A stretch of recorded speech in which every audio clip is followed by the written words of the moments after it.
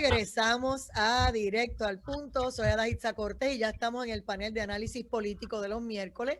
Por aquí está el licenciado Adrián González Costa. Bienvenido por el Partido Independentista Puertorriqueño. Muy buenas noches a ti, Ada, a los compañeros de panel y a todos los que nos están viendo y escuchando. Así está por aquí también la senadora Migdalia Padilla Albelo por el Partido Nuevo Progresista. Bienvenida. Gracias, Ada. Muy buenas noches. Un placer estar un miércoles de regreso contigo, igualmente a todos los radioescuchas que nos siguen, nos escuchan y a la misma vez a las redes sociales, y para todos los compañeros panelistas, como también el invitado especial que tienes esta noche. Así es, y está por aquí también Carlos Bianchi representando al Partido Popular Democrático. Bienvenido. Un placer, gracias a ti por la oportunidad, a Adrián, a la senadora Migdalia Padilla, el presidente del Colegio de Mecánicos y a todos los amigos que nos escuchan. Así es, y nos acompaña, que voy a empezar con este tema rapidito, y es Julio Bonilla, presidente del Colegio de Mecánicos y Técnicos Automotrices, porque ustedes saben que aparte del Colegio de Abogados, este colegio ya no está como compulsorio, ¿verdad? Y los demás estaban en camino y no pasó nada todavía. Pero ellos están a través de la Junta Examinadora, y yo me sorprendí cuando leo un escrito donde dice que ahora la Junta Examinadora se ha inventado un sinnúmero de requisitos tan absurdos como pedirle un certificado de salud mental para poder entregarle la licencia y ejercer como mecánico. Un oficio tan importante en Puerto Rico, ¿verdad? Porque prácticamente todo se mueve con mecánica, o sea, demasiado. Y entonces están los técnicos electromecánicos, están los mecánicos regulares, están todos ahí enfrentando esta situación. Así que, Julio, me dijiste que no era solamente un certificado de un psiquiatra, sino que cualquier médico le puede dar ese certificado. Mira, lo interesante de todo esto, Ada, es que han aprobado un reglamento, el reglamento, para que tengan una idea y ponerlo ¿verdad?, en perspectiva, el reglamento que tenía la Junta Examinadora creada con la Ley 40, que tiene a su haber, ¿verdad?, trabajar, ¿verdad?, con los exámenes de reválida, y aunque la ley no le faculta, la ley 40 no le faculta a trabajar con la educación continuada, por uso y costumbre lo han hecho. Esa facultad se la dio la legislatura al Colegio de Técnicos y Mecánicos al crear el Colegio de Técnicos y Mecánicos a través de la Ley 50 de 1986. Okay. Ese reglamento tenía 15 páginas. Ese es un reglamento que ha ido evolucionando a través de los años. La última revisión me parece que fue como en el 2012 por ahí. Pero el reglamento tiene muchas lagunas y sí hay que reparar ese reglamento para mejorarlo. Pero esta gente se ha inventado un reglamento de 139 páginas para unas personas que se reúnen una vez al mes y se supone que ellos toquen los temas de reválida, renovaciones de licencia de cerca de 23,000 licencias que hay en Puerto Rico. Ahora mismo tenemos licencia atrapada en la Junta, en el Departamento de Estado o en la Secretaría Auxiliar o en la compañía contratista que tiene a su haber las renovaciones, que todos los técnicos y otras juntas examinadoras también le dan los documentos, que es PCS. O sea, hay un revolú en el Departamento de Estado que no se sabe quién es el que manda, no se sabe nada. A través de todo esto, en plena Navidad, igual que el año pasado, se dedicaron a hacer reglamentos.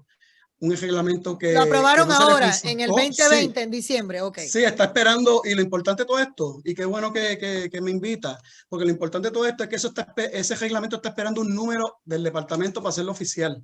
Ya lo aprobaron la Junta, pero no tomaron en consideración ninguna de las escuelas técnicas en Puerto Rico, ni Automeca, ni Mestec, ni el Liceo, ninguna. Pues para que... Ni el Colegio de Técnicos y Mecánicos. Para que los panelistas puedan analizar ya mismito el tema, dentro de otros que vamos a discutir, dentro de los requisitos, ¿cuál es la preocupación mayor para que los senadores, y aquí Adrián, que trabaja también con un senador, el representante, o sea, que podamos hablar sobre el tema, cuáles son los issues, porque ese para mí es un escándalo. Pero vamos a otros que ellos puedan entender de la magnitud de lo que están hablando. Tenemos una certificación de un médico de esos de obras públicas, vamos, un médico, una certificación médica que un médico generalista puede determinar una condición psicológica. En ese documento, él tiene a su haber, si no le cae bien el mecánico, puede escribir lo que le dé la gana en las letras que usan los médicos, y cuando ese documento llega al departamento, ¿qué médico va a verificar esos documentos? Ahora mismo yo tengo las personas, yo tengo una población de personas mayores que todavía, que no pudieron hacer sus planes de retiro, aún están trabajando porque tienen que trabajar para poder sostener a sus familias aún. Y ahora mismo esas personas no están renovando licencia porque no hay manera de pasarla. Le han puesto tan difícil las renovaciones de licencia y tan difícil de tomar una reválida a los estudiantes que lo que vamos a ver en estos próximos años, si ese reglamento llega a concretarse, es que literalmente lo que son los chiveros van a seguir floreciendo por todo Puerto Rico y los casos en DACO, los casos en los tribunales, eso se van a disparar porque nosotros en el colegio actualmente no tenemos ni un solo caso en representación en DACO, ni uno. Más sin embargo, cuando va a DACO va a encontrar cientos de casos de personas sin licencia que trabajan. ¿Qué otros requisitos tenemos para poder entonces, ¿verdad? Para cerrar el tema, ¿qué otros requisitos son preocupantes? Una certificación de un licenciado, un abogado, como que tú conoces la ley 40, las enmiendas 220 y una enmienda que se hizo hace unos años de que no te podían extender el plazo de renovación. Y esa persona tiene que llevarle un abogado para que ese abogado le certifique un documento. Actualmente, mira, acabo de colgar con un colegiado que está en los Estados Unidos teniendo una condición de salud de su mamá, que está en su plazo de renovación, y ahora mismo me dice, ¿quién me certifica esto acá en Estados Unidos? Porque el documento dice que tiene que ser residente de Puerto Rico. ¿Y quién en Estados Unidos puede hacer una certificación, un abogado que le haga una certificación para enviarla al Departamento de Estado? Mira, esto se ha vuelto un caos. Claro. Pues sabes, Julio, que te agradezco como presidente del Colegio de Técnicos y Mecánicos Automotrices que me traigas el problema porque entonces lo puedo discutir con los panelistas y los que nos están escuchando, bendito sea Dios, en el Departamento de Estado, en la Junta Examinadora, en Fortaleza, porque si el Colegio de Abogados está trabajando lo más bien y no es compulsorio, ¿por qué al Colegio de Mecánicos le están haciendo la vida de cuadrito? No se lo merece. Y no es al colegio, es a los técnicos y mecánicos. Gracias. Por estar con nosotros, Julio Bonilla. Vamos a ver, comenzamos con Adrián González Costa. ¿Qué nos dices? Mira, Julio, en primer lugar, la persona que te llamó de Estados Unidos, que yo creo que es bastante útil lo que te voy a decir, él es residente en Puerto Rico. Sí, aunque firme el papel en Estados Unidos, no está mintiendo porque es residente de acá. En Estados Unidos cualquiera es notario. Okay. No tiene que ir a donde un abogado como tal. Allá hasta los clerks de los bancos son notarios y le tienen que aceptar acá el documento notarizado por cualquier persona que esté autorizada a ejercer la notaría en donde él está. Que diga Notary Public en el sello es suficiente, así que esa persona se despreocupe. Segundo, el problema precisamente que tiene el colegio de mecánicos es que no son ellos los que están regulando su profesión y es la Junta. En el caso de los abogados, el colegio dejó de ser compulsorio y es el Tribunal Supremo quien regula la profesión. Pues más o menos así están los mecánicos. Ellos tienen las manos atadas, siendo el colegio que regula la profesión, pero que no la regula. ¿Me sigue? Su matrícula tiene que estar sujeta a lo que decida la Junta, que son los requisitos para tener la licencia de mecánico. Pero ¿cómo te suenan esos requisitos? Que es lo que a mí me preocupa, o sea... Por eso, pero no, ellos es injusto con el colegio que agrupa a los mecánicos de las distintas ¿verdad? Divisiones, ¿no? Como dijiste, los electromecánicos, los mecánicos automotrices y todo lo que ellos cobijan. Es injusto para ellos que siendo los que tienen una matrícula que pagan membresía y todo, para tener licencia tienen que cumplir con los requisitos de otra entidad que no tiene nada que ver con ellos, que es la Junta Reglamentadora. Y la Junta la crea la ley. Así que la única forma de que no se aprueben esos reglamentos tan onerosos y que no contaron con ellos es quizás haciendo más restrictivas las facultades de la Junta en términos de obligar a la Junta a contar con el insumo del colegio como mínimo. Yo restituiría que fuera compulsorio. Yo creo en los colegios en que sean compulsorios porque ¿quién mejor que la profesión para regular la profesión? Pero nada. Pero aunque no fuera compulsorio, deberían ser... aunque no fuera compulsorio, por lo menos la legislatura tiene que encargarse de que las facultades de la Junta o que los miembros de la Junta hayan representantes verdaderamente de la profesión. Pero no pueden ser que la Junta, no sé quiénes componen la Junta de ustedes, pero a veces las juntas las componen gente que no tiene nada que ver con la profesión. No. A veces hasta siembran gente al final del cuatrienio en estas juntas porque son abogados y quizás saben de todo un poco, pero no necesariamente conocen los detalles y los pormenores de estas profesiones. Así que ciertamente deben darse una vueltita por la legislatura, que ahora hay 5 partidos, y tocar todas las puertas y discutir con todos los legisladores, ¿verdad? Llevar una carta que exponga. Siempre es bueno un resumen de qué pasó, de qué está pasando y cómo pudiera ser mejor. Eso ayuda muchísimo a los legisladores a establecer medidas para mejorar los problemas. Vamos con la senadora Migdalia Padilla. Bueno, Ada, después de haber escuchado al presidente, a Julio, lo más que te tengo que decir que me siento bien, pero bien preocupada, si esa es la palabra correcta que debo usar, es cómo es posible que un generalista, él utilizó lo que te hacen las pruebas de la visión y te dice que tienes 20/20 y tú con unos espejuelos puestos para que te renueven una licencia de conducir. Ese es el médico que se está refiriendo. O sea, aunque sea un médico de respeto generalista, sabe que tú no puedes certificar si una persona, su salud mental está en condiciones para arreglarme mi vehículo, punto, porque de eso es lo que estamos hablando.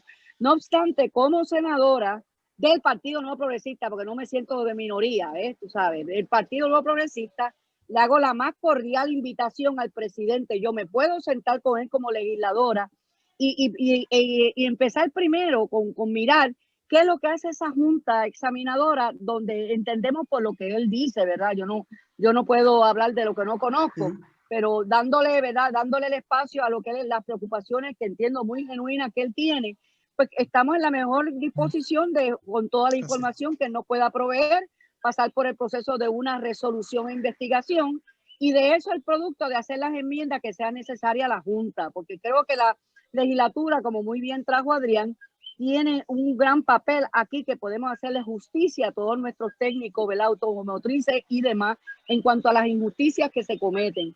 No obstante, esta es una posibilidad, pero también puedo hacer el compromiso con él de expresarle a mi compañero, ex senador y hoy secretario de Estado, el ingeniero Larry Sehammer, para que, acuérdate que él acaba de llegar. Larry, no es que yo quiera decir que sea una persona que le pueda resolver, pero es una persona de escuchar y poder dialogar con el secretario de Estado en cuanto a muchas cosas que pasan ahí y que posiblemente el que pueda estar dirigiendo, lamentablemente, desconozca posiblemente de todo este tipo de situaciones que puedan estar pasando.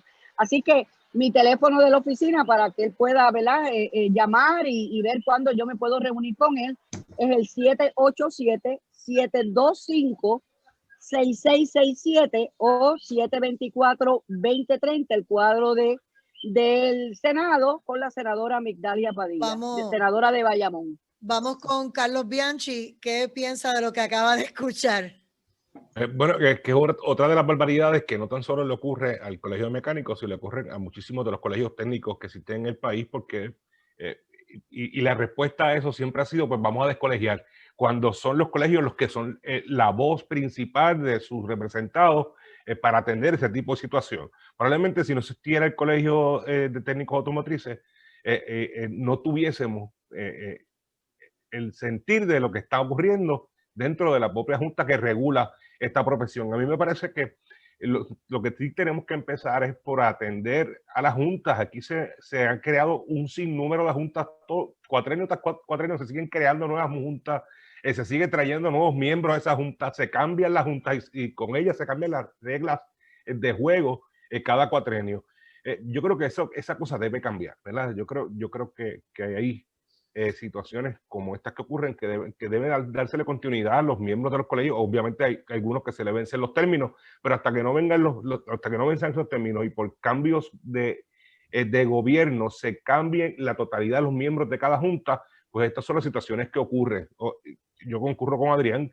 Desde la Asamblea Legislativa, la compañera senadora Migdalia Padilla tiene en sus manos una gran oportunidad de poder colaborar en este asunto, porque con sus preocupaciones y cómo atenderla, cómo resolver ese tipo de problemas, pues se puede legislar y hacerlo un poco más que sea una sola métrica, una sola regla para cada una de las de este colegio. Así que es una preocupación muy seria, pero obviamente no hay nada que no se pueda atender, pero es una cosa inconcebible.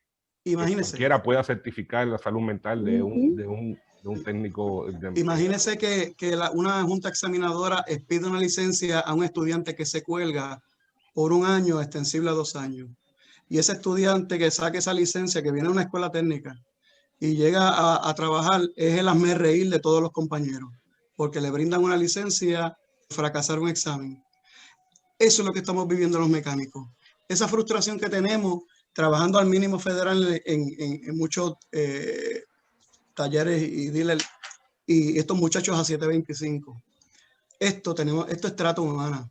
Trabajando le digo, ellos le llaman por hora técnica. Esos muchachos tienen que explotarse en esos dealers. Hay que saber exactamente qué es lo que necesitan.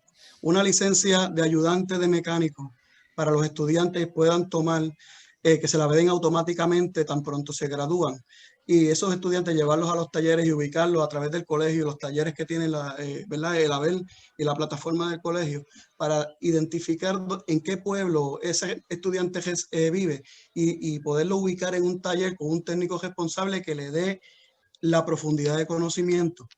Al año, saque la licencia de mecánica, al próximo año la de técnico y le damos una escala salarial. Vamos a ver qué pasa. Mucho que caminar. Muchas gracias, de verdad, al presidente del Colegio de Técnicos y Mecánicos Automotrices, pues, por haber estado con nosotros. Nosotros vamos a hacer una pausa y regresamos. Esto es Directo al Punto. Guapa Radio. Todo el tiempo en cadena. Con la mejor señal. La Y esa podemos. música. Guapa Radio. Bueno, yo no sé nada, no opino. Recuerda ¿Qué fue lo que dijiste que no te escuché? La música de Saturday Night a marcar con el 7. ¿Viste? Esa es la estación, esos son los blancos. Y el 787. Esos son los blancos que ponen esa musiquita. 0050. Y regresamos Ay, a Directo al Punto. Soy Adaísta Cortés y aquí estamos en el panel de análisis político. Nos acompaña Carlos Bianchi, nos acompaña el licenciado Adrián González Costa, la senadora Migdalia Padilla Albelo, y aquí en las pausas nos reímos en cantidad. Bueno, pero no es un tema risible del que vamos a hablar ahora. Uno de ellos es, volvemos, yo estoy ahora mismo con, vamos a ver si es la 101. Los periodistas tenemos que aprender a usar las palabras correctas y adecuadas y ubicarlas donde van. Cuando se escribe que un policía asesinó a un criminal, es incómodo. Pero entonces cuando dicen mataron a 3 policías, no, los asesinaron unos criminales. Quienes hayan sido asesinaron a 3 policías. Y la palabra correcta es asesinaron. No es que los mataron, no es que se murieron. Entonces todos los titulares que uno lee, se murieron. No, asesinaron a 3 policías en este país. ¿Qué hace falta? ¿Qué se necesita? Obviamente pues se habla de los chalecos que están expirados, se habla de que deben tener mejores armas, también se habla de la educación continua que a los policías después que salen de la academia, a Dios que reparta suerte. Hay muchas cosas que se están hablando, igualmente sobre la sombrilla, etcétera. Y vamos a comenzar en el mismo orden, vamos con Adrián González Costa sobre el tema de la seguridad. Y Henry Newman, que lo mantienen como presidente de la Comisión de Seguridad en el Senado. No sé a quién nombraron en la Cámara, pero vamos con el tema. Adelante, Adrián. Mira, en primer lugar, mi solidaridad y mi más sentido pésame, ¿verdad? A los familiares de esos policías que, como bien dice, fueron asesinados. No se murieron. La gente muere, ¿verdad? Cuando, pues, por causas naturales. Pero si te ultiman a balazos, es que te asesinaron. Tampoco fueron balas perdidas. Pero en este país, ciertamente hay unos problemas de fondo que van primero, o sea, hemos hablado muchas veces de las distintas vertientes del problema de seguridad en Puerto Rico, en la violencia familiar, la violencia de género, la guerra entre puntos. Y todo es parte de lo que es la crisis social que vive el país, como hemos hablado en otras circunstancias, de las crisis económicas desembocan en mayor criminalidad, en mayores problemas de salud mental. Y esa es la solución a largo plazo, ¿no? La prevención del crimen partiendo desde la educación a todas las personas, porque nadie está exento de que en su formación, ¿verdad?, termine delinquiendo. Uno puede recibir una crianza muy buenísima en la casa, pero la vida puede llevar a las personas a escoger un camino distinto al que le enseñaron en la casa, porque descansamos pues eso, si no le enseñaron, pues no, en las casas enseñan valores y mucha gente escoge un camino distinto al que le enseñaron en su casa por distintas razones. Y ahí es que entra el Estado como ¿verdad?, garante de lo que es darle las oportunidades a las personas para que no tengan que desviarse, porque muchos de estos casos violentos y estos crímenes violentos están ligados al crimen, que muchas veces es la vía fácil para hacer dinero y mucho dinero. Así que por ahí es que hay que empezar. A corto plazo, los policías se merecen muchas mejores condiciones de trabajo. Yo creo que diste en el clavo con los ejemplos, con los breves ejemplos que diste en tu introducción. Ni siquiera cuentan con chalecos antibalas apropiados. A veces, aunque no están expirados, uno nota que no es ni del tamaño apropiado de la gente, que le quedan chiquititos. Uno los ve y uno dice, si le disparan, le dan, porque tiene la mitad del pecho por fuera, la barriga también, la espalda también. Las balas son contadas. Las balas son contadas, las armas son contadas, las patrullas son contadas, los agentes están contados, no hay suficientes policías para atender la ola criminal que hay en este país. Así, y la educación continua, como bien señalaste, pero yo creo que las condiciones de trabajo son fundamentales, porque entonces ahora, y ¿verdad?, con mucho respeto, con toda probabilidad le den el ascenso a los 3 agentes para beneficio de la familia, y eso está bien. Pero esas evoluciones, ¿verdad?, esos ascensos, esas condiciones salariales deben estar más presentes cuando están cumpliendo sus funciones y no esperar a que cumplan, a que mueran en el cumplimiento del deber para entonces dar ascensos y otro tipo de beneficios que bien pudieron haber disfrutado en vida junto a sus familias. No estoy diciendo que no se lo merezca la familia, pero esa es la práctica. Los que están cumpliendo con el deber cabalmente todos los días, a veces tienen que esperar años para ascenso y los solicitan y no se los aprueban, ni siquiera les pagan las horas extras. Pero entonces pasan cosas como esta y rápido sale el superintendente diciendo que le dieron el ascenso en homenaje póstumo para mejorar las condiciones, que volvemos. Eso está muy bien para la familia que le sobrevivió, pero hubiese estado mucho mejor que el policía hubiese disfrutado de esos beneficios de los ascensos en vida junto a su familia y no esperar a un desenlace tan fatal.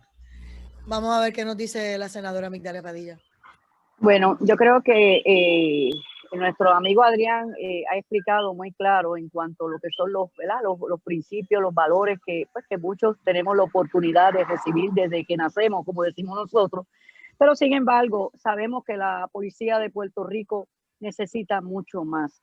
No es meramente aumento a un salario o sencillamente ponerle un chaleco que posiblemente no solamente sea inspirado, que no esté quizás preparado para recibir el impacto de un rifle como fue lo que usó la persona o las personas que asesinaron estos 3 oficiales de la policía, especialmente en el caso de los ascensos. Sí se dan, pero yo creo que los ascensos, los reconocimientos, yo creo que al ser humano le gusta que esto sea en vida.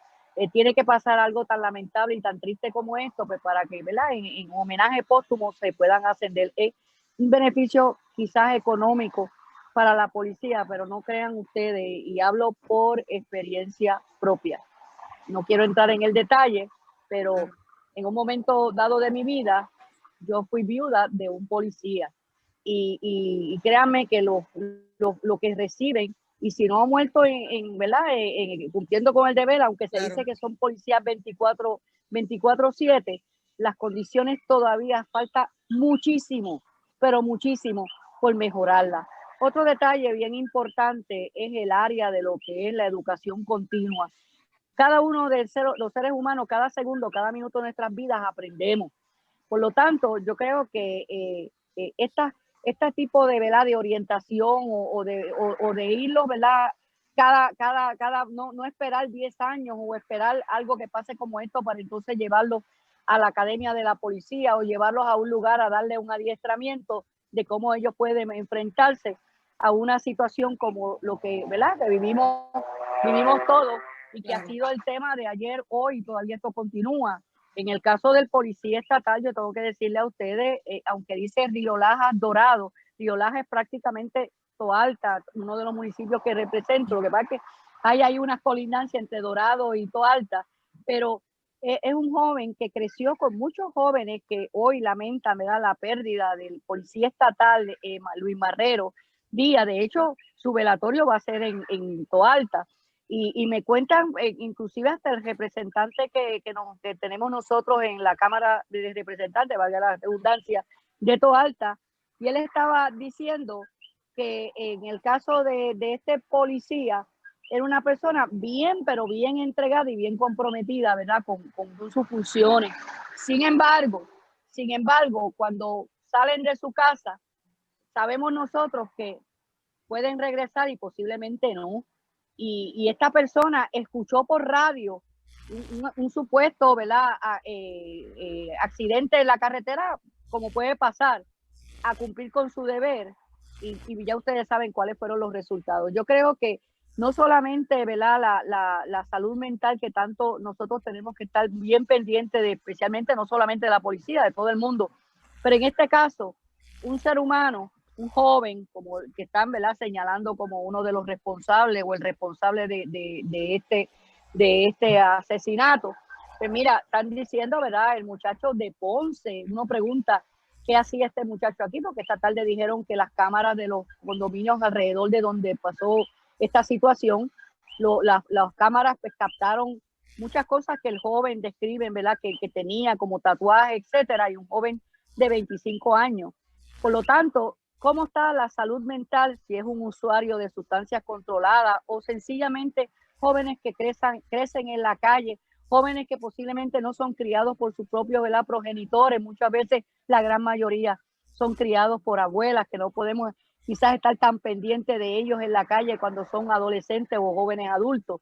Así que aquí hay que ver todos los ángulos, porque yo no creo, ¿verdad?, que uno pueda, ¿verdad?, privar de la vida a otro ser humano así, porque sí, algo tiene que estar pasando en esa persona para llegar a esos niveles. Yo creo que es mucho lo que nuestra policía necesita, más allá de quizás de un aumento de salario, pero definitivamente las condiciones de trabajo, la seguridad para ellos, porque ellos están velando por la nuestra, pero ¿quién vela por la de ellos?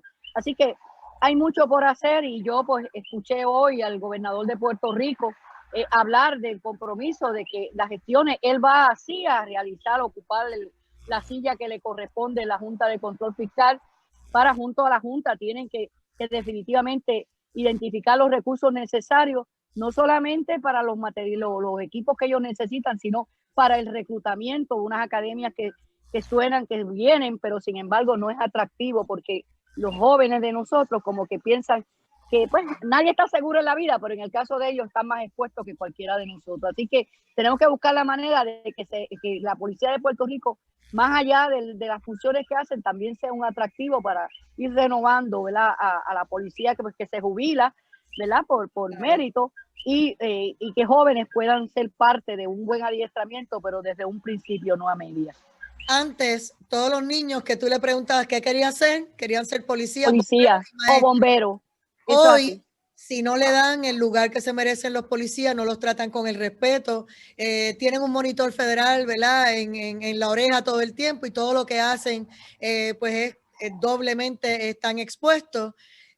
Pues no es tan fácil enamorarlos a los estudiantes para que quieran ser policías. Así que ahí tienen ¿verdad?, como decimos, un reto. Así que vamos con Carlos Viana. Claro. Bueno, es un tema difícil, ¿verdad?, de digerir. La noticia, cuando ocurrieron los sucesos el pasado día, pues consternó a todo el país.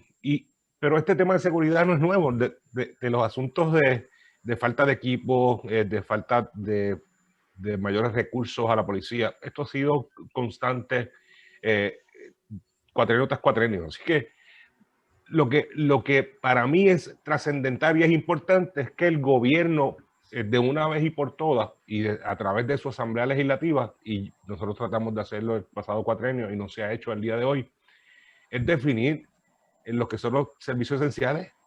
Definir los servicios esenciales para que ese dinero que va a llegar a las áreas de seguridad, de salud y de educación, pues obviamente la Junta de Supervisión Fiscal no siga recortando donde no es. Y otro asunto que para mí es trascendental es que nosotros no podemos, como gobierno, seguir invirtiendo en dinero público en la rehabilitación. Nosotros tenemos que invertir en la prevención, y la prevención es la educación, las bellas artes, el deporte, volver a las comunidades, ocupar nuevamente los espacios en las canchas, en las áreas recreativas y deportivas de las comunidades, que el Estado se envuelva. Yo recuerdo cuando Henry Newman era secretario de Recreación y Deporte, y yo le agradezco esa gestión pública de él como secretario de Recreación y Deporte, porque llevó el deporte al barrio, llevó el deporte a las comunidades, a las escuelas, y eso ocupaba ocupaba a esos niños, a esos jóvenes en esas tempranas edades en actividad deportiva, y de ahí pues obviamente la disciplina, el mejorar la conducta. Si nosotros perdemos de perspectiva eso, si seguimos cerrando escuelas en las comunidades, si seguimos no asignándole los fondos necesarios al Departamento de Recreación y Deporte para que tenga, o a través de los municipios, que son los que más directamente ofrecen los servicios a la ciudadanía, a través de los municipios, establecer nuevamente líderes recreativos que estén en las comunidades, pues estas cosas van a seguir ocurriendo. Lamentablemente siguen entrando armas por nuestras fronteras. Usted podrá comprarle los mejores chalecos a la policía, los más caros, pero si las armas que están usando los delincuentes son más potentes y que no resisten ningún chaleco, pues obviamente no hay ningún tipo de cosa que usted pueda evitar. Lo decía el propio superintendente de la policía, que los agentes caídos en el cumplimiento del deber tenían sus chalecos, tenían sus equipos, estaban armados, pero los sorprendió la sorpresa de ellos ir a atender un accidente de tránsito y encontrarse con un maleante que sacó un arma de alto calibre y los atacó. Así que hay cosas, ¿verdad?, también que no se pueden evitar, pero sí podemos evitar, que nuestros niños crezcan en una sabia convivencia, que nuestra sociedad pueda comenzar a mejorar, que nuestros niños, miren, nosotros tenemos un problema, y yo lo discutí en un debate algún tiempo en la Cámara. La rehabilitación en las instituciones juveniles no existe. El compañero Luis Marrero, el policía caído, fue mi compañero de trabajo hace 20 años en el Centro de Detención Juvenil de Bayamón. Wow. Y desde hace 20 años que ese muchacho, antes de salir a la policía, trabajaba ya en instituciones juveniles con menores. Y desde ahí sabíamos que esos menores que estaban allí desde 9, 10, 11, 12, 13 años, 14 años, no había rehabilitación. Muchos de ellos salían a la calle nuevamente a delinquir el mismo día para que los ingresaran, porque no tienen a dónde ir. No tienen dónde ir. Y yo trabajo en corrección y eso es cierto, eso que estás diciendo es la verdad. Pues, claro, pues si yo lo viví, menores que el mismo día me decían, ustedes me van a soltar hoy y yo regreso a la noche porque no tengo a dónde ir. Mi padre está confinado, mi madre no sé dónde está. Y todo hay un caso que yo recuerdo de Ponce, entró a los 11 años. Entonces, cuando lo iban a sacar por grillete o libertad o palabra o cualquier otra alternativa, él no quería irse y le decía, es que te tienes que ir porque tú cualificas.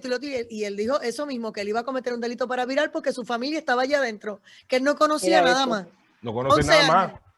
Claro, porque el Estado lo que hace es creando, son siembras de delincuentes cuando usted mete jóvenes, como yo los vi, nadie me los contó, de 8 años, Bayamón también.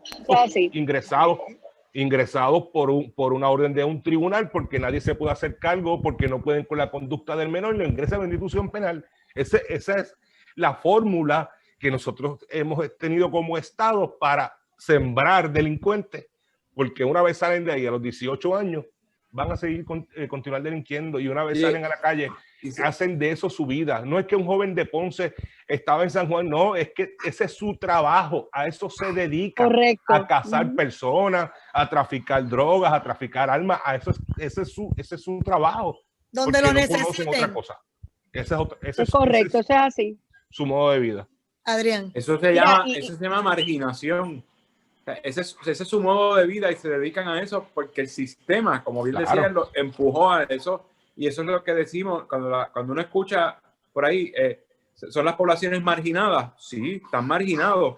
El sistema, la sociedad los ha empujado a un límite, ¿verdad? Que se quedan viviendo al margen de donde viven los demás, al punto de que prefieren quedarse en la cárcel porque es que no hay oportunidades tampoco afuera. Es una gama de problemas que se encuentran fuera de esos portones. No tienen familiares, no van a conseguir trabajo, no terminaron de estudiar dentro de la institución juvenil. Entonces, ¿cómo los va a tratar la sociedad? Como criminales, como gente antisocial. ¿Y qué pasa? ¿Qué hacemos? Los margina, la sociedad los margina, el Estado los margina. Y pues, si los van a tratar como criminales, si no hay oportunidades lícitas, pues seguimos haciendo lo ilícito, que por lo menos me da una cama, un techo y un plato de comida todos los días. Añádele a eso los centros de donde remueven a los jóvenes, que una vez cumplen 18 años y 1 hora de vida, tienen que salir como los muñequitos con la bolsita y el palito, ¿se acuerdan? A donde sea y resuélvete. Y se tienen que ir. Y recuerdo porque que ya son mayores de edad. Marco Santana, el que trabaja con esto, tuvo que recogerlos para el huracán María y darles asilo a algunos de ellos que habían recién salido y no tenían para dónde ir, para por lo menos albergarse en estos lugares y pasar el huracán María, y nadie esperaba lo que iba a ocurrir. Y él tuvo que darles la mano, un plato de comida, donde bañarse, donde comer, aunque se suponía que no lo tuviera que hacer por ley. O sea, Porque ¿dónde terminan esos jóvenes? Pues buscando un nicho.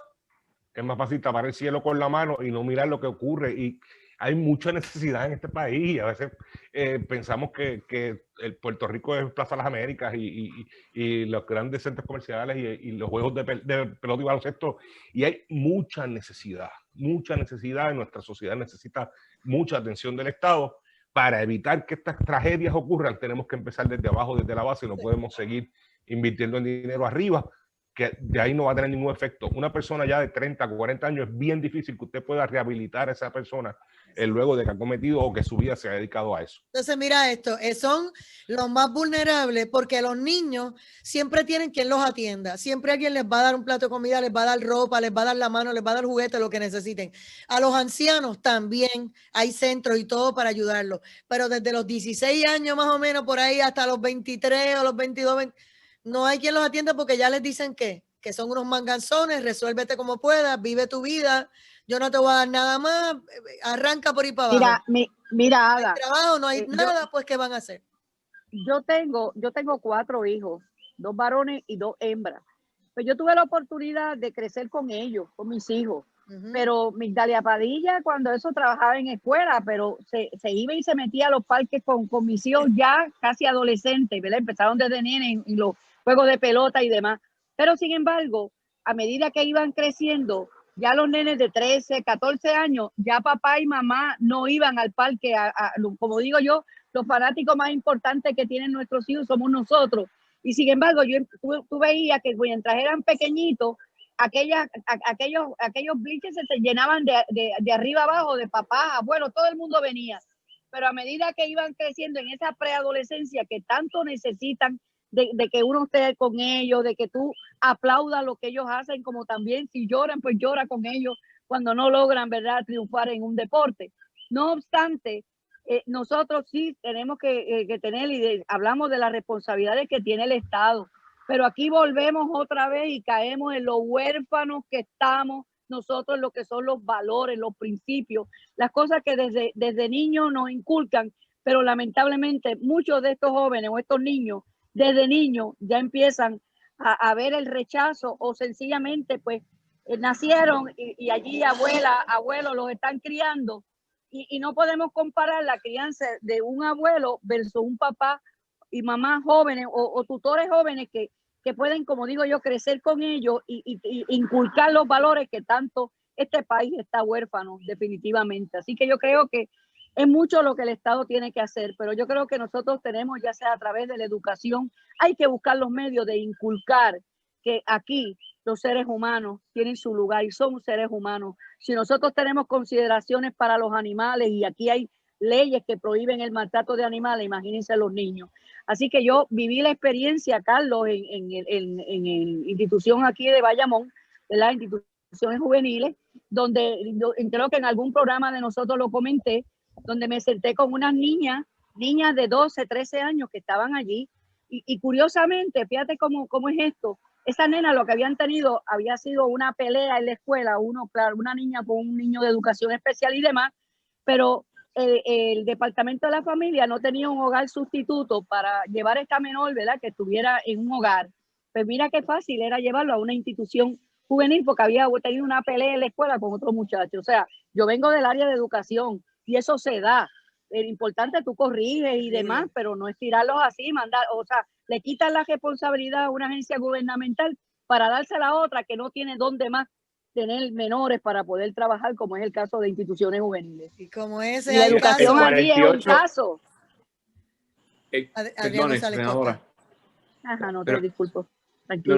No, que el 48% de los jóvenes que están en instituciones juveniles pertenecen o pertenecieron al programa de educación especial. Así que Sí, es correcto. todo viene arrastrándose. Desde el mismo departamento de educación no manejan bien las conductas. El Lo caso de la sabemos. niña que agredió Sí. a otra porque le estaba haciendo comentarios racistas. El departamento de justicia iba con todo contra esa niña. Y era el Estado utilizando toda su fuerza contra una niña de educación especial que se defendió, ¿verdad? Uno no justifica la violencia, pero en ese caso... Estamos hablando del caso ella de era Leo la Aldrich, víctima. ¿verdad? Correcto. Exactamente. Sí, yo ella era la estuve en esa víctima. vista pública y pude vivir todo Las ese... dos niñas eran víctimas, las dos, porque las dos Es correcto, habían hecho sí. bullying Eran de una a la educación otra. especial. Y las dos Sí, iban pero iban a perjudicarse. Exacto. una era doblemente víctima porque Claro. era la víctima de racismo y Ajá. víctima porque Y era bullying. educación especial. Y La ahí otra, bullying, las tres. la Tenía otra tres. no era educación especial. Pero había ni algo de tampoco racismo también en fue, ellos y las ¿sabes? dos eran La de única color. violencia que recibió fue física y fue no hay reacción sin acción, fue una relación de Obvio. causa y efecto. Ujú. Fue buscado, como quien dice. Pero el Estado fue desproporcionado, porque por eso la violencia no se justifica, pero el Estado, vamos a decir que canalizó mal su función, ¿verdad? En vez de canalizar todo el Departamento de Justicia y la Fiscalía para erradicarle cargos y tratarla como una criminal, pudieron haber utilizado los otros recursos estatales para canalizar ayudas a ambas niñas. Porque si esos esas niñas casos- terminaban en una institución juvenil, iban a salir entonces dos delincuentes más cuando Claro. cumplieron los Correcto, 18 o sea, años, Pero porque mira, nadie, ¿no recuerdan ustedes Pero el son caso? situaciones que se pueden resolver en las escuelas también. por O supuesto sea, que yo creo, sí, pero pero aquí han simplemente tú arrestado llamas a la niños de policía y 8 ella tiene años. una nena, por Dios, eso no cabe en cabeza humana jamás. Ustedes se Jamás. acuerdan el caso de una nena que la cogieron fumando un pitillo de marihuana y su papá y su mamá fueron y la llevaron a la cárcel y porque, o sea, la sometieron ellos mismos, la llevaron a que le radicaran cargos por eso. Y Eso la es niña evadiendo la aguanta responsabilidad que tenían dentro ellos de como corrección padres. porque no sabía a lo mejor ni pelear ni defenderse y terminó Bendito. asesinada dentro de la prisión. Y así hay muchas cosas. Pero hay un tema que yo no quiero dejar pasar por alto y es que Hola. el presidente de la Cámara, Rafael Tatito Hernández, dijo hoy que la superintendencia del Capitolio no pagó el servicio de luz eléctrica por los pasados 4 años y que necesita hacer un plan de pago para cubrir aproximadamente $2 millones. Y a mí esto, pues, definitivamente es como una bofetada en la cara a cuántas personas que nos están escuchando le cortan la luz, le cortan el agua, le cortan el teléfono, lo que sea, cualquier servicio, ¿verdad? El plan médico, lo que sea que no pagues. Y esto haya ocurrido, yo le voy a dar privilegio personal aquí a Carlos Bianchi, que viene de la De la Cámara. autoridad. Ella es de la autoridad. Explícame eso fue, vamos al chisme, y la verdad, eso fue verdad, eso es en serio que no pagaron. Esto es una cosa increíble. Yo lo que... No son 4 años, son 5, ¿sabes? Para que lo sepa. Yo no puedo dar certeza, ¿verdad? Pero no lo dudo, no puedo por qué dudar lo que dice el presidente de la Cámara, porque durante el pasado cuatrenio el asunto fiscal económico en la Cámara fue una cosa que los libros no se abrieron nunca, no sabíamos lo que estaba pasando, no se le pagaban a los suplidores, Yo tenía oficina de distrito, le cortaron el servicio de agua potable cuando de unas facturas de $20, 20, $25 mensuales, que yo estaba certificando que estaba el presupuesto destinado para pago de utilidades, y de la noche a la mañana suspendieron el servicio cuando verifiqué, ¿verdad?, que la Cámara no estaba pagando. Así que la administración del presupuesto de la Cámara ha estado durante este cuatrienio en telas de juicio por la mala utilización, o no sabemos qué fue lo que ocurrió. Sí sabemos que hubo un recorte de $10 millones por parte de la Junta de Control Fiscal, y que ahora viene un corte adicional. Yo investigué esa vejada. Vienen 11 millones adicionales, pero también hay que considerar, ¿verdad?, que es la propia Cámara de Representantes la que le aprueba el presupuesto a la Junta de 60 millones de pesos. Entonces, ¿cómo es que hay recortes a la Asamblea Legislativa y la propia Asamblea Legislativa no hace recorte a la Junta de Supervisión Fiscal? Porque siguen detrás del poder de la Junta, y son la Junta los que controlan ese asunto fiscal. Pero me parece que mala administración, y el pasado presidente de la Cámara, Johnny Méndez, debió haber dado explicaciones. Yo no creo que Johnny sea una mala persona, ¿verdad? Yo no puedo, en su carácter personal, pero como administrador no demostró que tenía la capacidad para administrar el cuerpo legislativo. Eso no ocurrió en el Senado. Yo puedo tener mis diferencias con el pasado presidente del Senado, pero esos asuntos presupuestarios y de señalamiento de falta de fondos o de no pago a suplidores, pues no se dio. Así que hubo un poco de mala administración dentro de la Cámara de Representantes. Si tú me permites, Ada, sí, mira, yo quise, ¿verdad?, y indagar un poco, ¿verdad?, cuando escuché, y que de hecho un rotativo del país así lo hizo saber.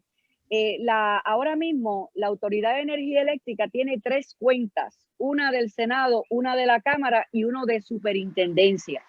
Me di a la tarea de indagar a las personas que tienen que ver con esto y llamé a una persona de la autoridad. Me explicó la persona, que es la que trabaja con las cuestiones de las cuentas comerciales y residenciales y demás.